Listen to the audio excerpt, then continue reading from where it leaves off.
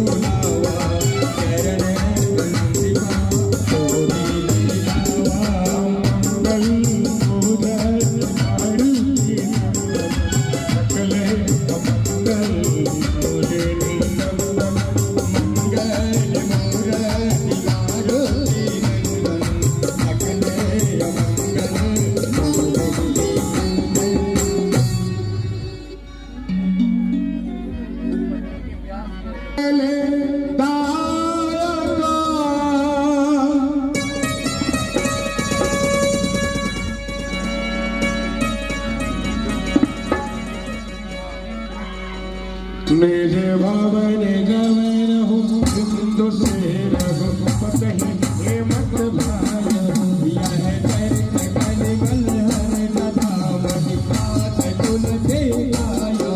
सुख भवन संजय समर गगन विशाल रघुपति करण तेरी सकल लाट भरो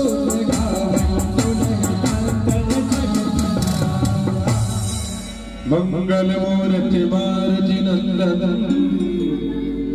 सकल मंगल मूलिनी मंगल मूर्ति मारुति नंदन सकल मंगल मूलिनी नंदन सकल सुमंगल